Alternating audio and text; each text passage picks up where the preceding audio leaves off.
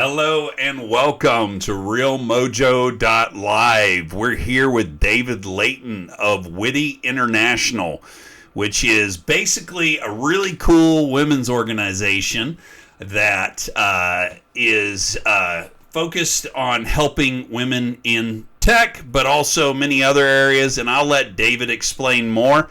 I don't want to slaughter it too much. Just FYI, I am having to look up here at my other screen, so if you see me looking away, it is not out of disinterest. It is purely out of function. So I appreciate you, and we are about to jump over here to David and see what he has to say. David, hold on. Let's see. Technical difficulties. Give me 1 second. Here we go. I know what I did wrong. And I'll get it right. Look, I'm not a pro, guys. Here we go. David, how are you doing, sir? We're gonna get there one way or another. I'm good, brother. Hey, if this is the most problems we have, we're ahead of the game. So. Hey, I'm telling you. So, yeah, man. Tell us a little more about what's going on with Witty. What is the story with Witty? Tell us a little bit more about what your function is, what your purpose is, and what your passion is. That's really what we're here for, is to try to hear that passion story. Yeah, no, Witty's a company that we started back in 1989, maybe probably before some of your viewers were even around. Right? Back then the conversation was around women approaching 50% of the workforce, but only, 4 to 5% in management, upper management positions. Mm-hmm. We had been working with our clients in the tech industry, mostly Silicon Valley companies. Down in LA, it was more aerospace, defense, and entertainment, to help them identify people with core competencies in different areas so that they could buy their companies, recruit them, partner with them, whatever it was. So when these stats came out, there were a lot of groups protesting how wrong it was and blah, blah, blah, and marching and this and that, which certainly they had every right to do. The approach we wanted to take, because we felt, that could scare the men away. Maybe they wouldn't. Is that going to be would those types of actions necessarily get the result that we want? Right. What we strive for is companies, industries, workplaces where everybody can be fully authentic in how they work. So with Witty, it was really about creating a community where everybody can get every connection, resource, piece of information they need to get to the next level. And then have companies understand, hey, as men and women and all genders now may look at a problem, approach it differently. How can they shift their culture to allow everybody to be fully authentic in how they work? And then really harness the power of all that human capital. And what do you mean by fully authentic in how they work? Well, look, people who look like you and I created the corporate structure based on how we work. Right. So then now we want women to come in and work the way we work. I'm not going to get the best out of them. And I'm sure if it was switched and we had to work the way they work, they'd lose some of what we have to offer too, right? Right. So I think that's really what it's all about. How can I, allow everybody to be the best, right? If we have a basketball team, I want, my center has one role, my point guard another, the forwards, the shooting guard.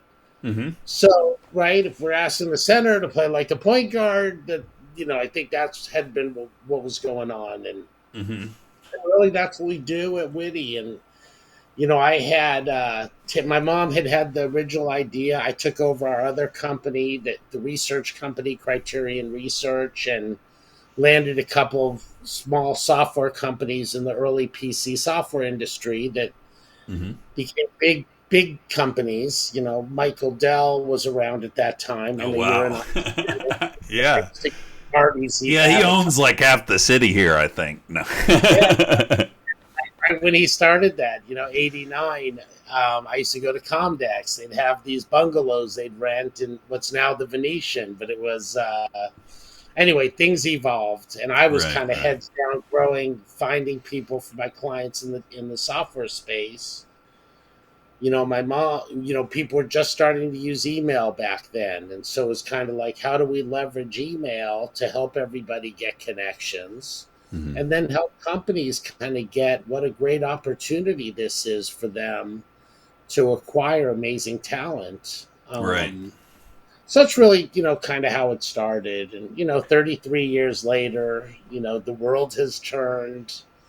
We had different evolutions, which I'm happy to share with you what you want to hear, my brother. Yeah, well, I mean, I find it really interesting the way you approach that in the sense that, you really are looking at it from, hey, they don't need to operate exactly like men do. Men don't need to operate exactly like they do. As long as we're getting results, who really cares, And That, honestly, one of my biggest things, and I've always thought this is, the more diversity you bring into a situation, the better opportunity you will have to succeed, simply because you're seeing it from so many different angles. And like what you were saying before, it really is that singular mindset that everybody had, right? And the beauty of real diversity, real inclusion, right, and equality is really in that when we see the uniqueness of one another, right, and we tap into the specialness of each and every person. I really believe, across the board, as humans, we have so much to give. I mean, I was really excited when I worked at Big Commerce because of the diversity. It opened my life up. So, I'd like to hear more, just about what have those revolutions been. How has, the things that have happened, obviously, probably in politics and other things that have brought along certain challenges and or opportunities for you over the last yeah. Well, 30 years. no. Well, the same year we started Witty, there had been a program. They launched the Federal Glass Ceiling Commission in D.C. So Hmm. that was to look at, if in the U.S. women were 50% of the workforce, but only 4 to 5% in management and upper management roles.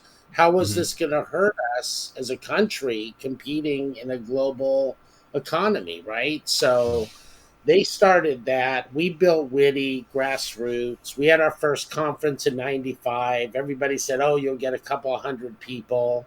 We ended up getting close to 3,000. So it was there. And I mean, two of the Hidden Figure ladies came to our conference. I mean, these people were coming out of the woodworks. So right after our first conference, we got a call from from Lisa Ross, who was the director of communications for the White House, and Renee Oh, Redwood. wow. Yeah, she was heading up the Glass Ceiling Commission, and they said, "Hey, we just finished this 4-year study on how companies can structure themselves to really get rid of some of these systemic issues, and we want you to bring this data to the tech industry." We said, "Great." Renee keynoted our second conference, and she's been on our board ever since. I think as the PC software industry, there was a lot of growth in the early 90s. The web browser, the Netscape browser came out in 95, 96. Hmm. Tech companies started growing. And I think one of the fails as we see it today is, and towards the end of the 90s, the tech companies got so big, they started hiring more of these bureaucratic type people to run Hmm. their diversity groups, and then rather than looking at, what might attract women to their company, and we thought, we felt it was, what are you guys doing to make the human condition better? What's the culture of your company? Then they started really counting resumes and I think doing things where it's really turned into things that are very divisive now. Hmm. And they don't They need to be. No, they don't. There's like they're operating out of fear and box checking, dressing, and then Me Too happens, and the incident with George Floyd, and they all want to get out there. Oh, we care about this, we care about that, you know, which they should. All should, Yeah, but absolutely. right. But it's like all of a sudden it's this person, and let's hire the person that it's just become a fail again, operated out of fear rather than an opportunity to innovate more, Hmm. use diversity of thought like you talked about. Yeah, so anyway, there's some new things happening, and one initiative we have is that kind of as we're leading up to our 26th annual summit that got kind of divert. We had to be very agile because COVID happened. It was supposed to be June of 2020, right? Hmm. And so then we went virtual, which was interesting. Yeah. Different format, but we rolled Has with the that punch. opened it up for you, the virtual side of things? No, totally. It fast forwarded a lot of the initiatives that we had. One thing, Renee was doing a talk at that conference, and she was talking about she had been brought into three big companies because of racial and or gender discrimination lawsuits, and then they brought her in to really implement some of the glass ceiling report recommendations, Hmm. and that was Texaco, Coca-Cola, and the NFL. Wow. And so then she was talking about now they have several years of data and implementing many of these changes. They've seen their stock price higher than ever, revenues through the roof, employees are happier, they're able to retain them more. So I said, let's do Glass Ceiling 2.0. We need to update this and Right. bring it Right. where we are currently, right? And so we're just got off a call before this with my research team. We have such exciting data that we're bringing out, Right. and shifting the whole conversation, right? I mean, COVID, all of a sudden everybody had to work from home. Right. This is the original promises of the internet, and we have, right? And so I think different people that have different scopes. If I'm a global company now, my recruiting base just opened up to everywhere, Hmm. so it's an exciting time, and I think it's just such a great opportunity for companies to transform how they operate, to run smoother and serve their customers more effectively, serve their Smarter. employees more Yeah. effectively. Yeah, it's going to be great. This is something that I think, seriously, for me, I think men need to get passionate about this kind of stuff, right? And for the right reasons, as a kid, as a young man in West Texas and Odessa, I remember people worrying about their jobs, not necessarily because of the ladies, but, whatever, whether it's racial or whatever, which happens across the United States, man, as people that are happen to be white male individuals like me and you, like we should have an interest in this because I'm telling you right now, as somebody that works with several companies and works in with several different groups of people, both men and women, I find great value the more diverse that my group becomes, not because they just we were filling a quota, but because we were filling the talent with real talent that happened to have a different worldview on a lot of things, and it that's honestly what made I think has made a lot of companies really great. Is I know early on with Big Commerce when I was there, the diversity and really the fact that people were uh, uh, you know, uh, there was a lot of diversity and inclusion and all of that early on, and it wasn't really forced. I Yeah, think that was a big part of the success. In fact, our early on direct sales team, the person that really made that take off at Big Commerce was none other than Tara Bryant, who's got her start at HP out in California. You know, she was a brilliant leader and one of the best sales minds I've ever known. So, No, yeah. that's great. And you know, in the late '80s, HP Labs was one of our big clients. Mm-hmm. You'd walk through the halls off of Sandhills Road, I think it was on, and you'd walk through the halls, and they'd have these focus group rooms, and they were looking at technology 10, 15 years out. Wow. And they'd have people with different professions, different colors, different genders, looking at how they would use technology, right? So when you bring on diverse people in your team, especially if you're in the sales role like you were, it's like now I can understand my customers. It just opens me up to just so many things I hadn't even thought of. Right. So, Absolutely. I love it, and I think like I said, I'm a big proponent of women bringing something.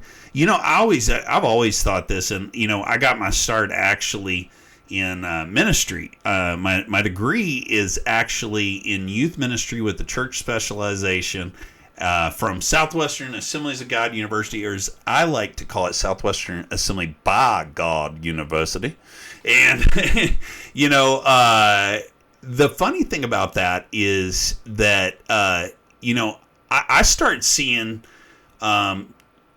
so many opportunities back then, you know, where, you know, the women were getting into ministry and they were doing different, getting into different professions maybe that they had never been in.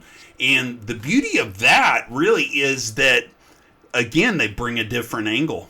When they're talking, you know, I've seen women youth ministers be able to do so much more with the young lady because she understood her pain, you know, and understood what she was going through in a ministry situation. And I think it's the same way across the board. That, you know, it's just like, I mean, one of the best examples of that is, I mean, an industry that is, you know, both men and women is music, right? You look at the music world, you know, look at that, the beauty of diversity and all the different things that come from us coming together in that way. And look, music isn't the only place that we can do that, you know. And this is something that when you explain Witty to me, I was super excited because I think, again, it comes down to, you know, I don't think women want to get a job just because they're a woman. They want to get a job because they can do that job well. And the truth of the matter is they can probably do it better than most men from their angle, right? From their perspective. And that's very valuable. So, you know, 1,000%. across the board. A lot of companies approach it, and, you know, some of the DEI groups will only partner with nonprofits. We're a for-profit. We don't want companies donating to women. Mm-hmm. We don't want, right? It's not like, let's help the women. Help yourselves, right? And figure out how you can leverage this amazing talent. I think that, you know, late last year in October, the SEC approved, we had worked with NASDAQ on some of the letters to get them to have the SEC approved, because NASDAQ wants every company listed on NASDAQ to have at least one woman and another diverse person on their board. Mm-hmm. If not, just explain why it's not appropriate for them. Do they want this? Did they put that request so they could help the poor women or the underrepresented minorities? No. They did that because there's data that shows this is what's going to help with longevity of companies. Right. So, you know, I just feel like a lot of this messaging is off. We're fixing it now. Glass Ceiling 2.0 comes out, early now, September. Is that your project? Yeah, we funded it. Intel's our partner, so we're excited that they're really stepping up, because, you know, Intel, they got kind of the double whammy, you know, being in tech, semiconductor industry. Mm-hmm. But they're, you know, but I got to take my hat off to them, because they're really saying, hey, And that's, with Glass Ceiling Report 2.0, we don't want to have a witch hunt. It's not about making anybody Right. wrong. It's just Right. about showing the data and helping companies figure out where their gaps are and growing to the next level. Well, what all that matters is the results. Totally. If it was And if better, the results help women get jobs, feel empowered, feel strengthened, by the ability to rely on their own self-worth, man, that's where it's at, man. So, for sure. Look, these are public companies. If it was better, if they'd make more money just having all white men work there, they should do that, right? Because they have to yeah, be it's just very responsible. unlikely due to the statistics, but yeah. Well, right. But look, that's what it's all about. It's how do I have an effective company where I'm going to lead more innovation? Because I have people looking at things from different perspectives, sales strategy, like you talked about. Mm-hmm. If it's just all people that look like us, we're thinking like this. We're missing all this shit behind us. Mm-hmm. And I think really that's what it's all about. And that's where we're going. And I think the companies that get that are going to be able to acquire the best talent and keep the best talent. And the ones that don't probably won't be here, in several years. And I don't care how big they are. Right. Well, tell me this. So you did mention most companies are wanting to partner with nonprofits, and you do partner with companies. Could you tell us a little bit more about that? What you do when you partner with the company? What you bring to the table? I want to understand that a little better. Yeah, no, I mean, what we do, and thank you for asking. We provide platforms for programs for their employees so that they don't have to reinvent the wheel. We have many different micro communities within Witty, like Witty Prop Tech or Witty Aerospace and Defense or Witty Ag Tech, or Witty Agile DevOps, that type of thing. So we have programs for their employees. We help them with some of their talent funnels. So we have top tier team. I kind of took a lot of my expertise now in helping companies if they truly do want to hire great people. We help them with that. If they just want to come to us to go to a career fair so they can Mm-hmm. load up the data and check boxes, we tell them to go somewhere else. Go That kick and then rocks, huh? exactly. And for the sales funnels, right? I mean, we're able to get them in front of people that control trillions of dollars in budget. So how do we create relationships that help them close more deals and develop channel partners and that type of thing? Right. Right. That's what we do. That's And then awesome. Well, here's the thing. I've known David for what, about 10 months now, I think, something like that. We're a part of a group called Metal International, which is a men's group where we do men's work and, lift each other up and encourage one another, and it's very diverse, and I am just extremely thankful that I have been able to meet men like yourself. I think it's incredible that, as a man, you have decided your life work is to help women. I love that. More people should be concerned with the truth, like you said. And I think this glass ceiling 2.0 that you're speaking of obviously is going to reveal a lot of that. I can't wait to see that and understand that better. And we'll have to have you back on when we do that. Before we go, though, is there anything else maybe that you had that you wanted to make sure we covered and you wanted to get out there? No, I think we covered a lot of it. And look, and I think Mm-hmm. any time we walk into a room and we're part of the majority, especially if it's, 70-30 or 80-20, Mm-hmm.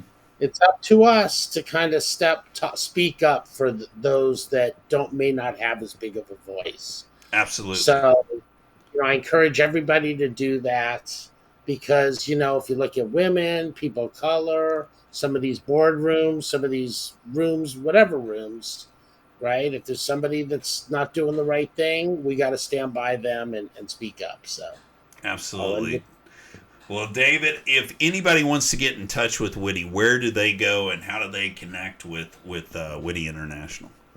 sure, WITI.com. We got stuff happening every day. So Every let day, us yeah, know. and that's no joke. Super active on LinkedIn. Ladies, I would encourage you, go out, check it out, see if it's for you. It can be very useful. They have a lot of powerful information and tools, and as you can tell by David here, they're on top of their game. They know what's up, and they're looking to empower you and help you and encourage you. So, guys, reach out to them. And Yeah. this has been episode 5 of RealMojo.Live. Thank you, David Leighton. We appreciate it, and we will talk to you soon, brother. Thank you, brother. All right. Bye.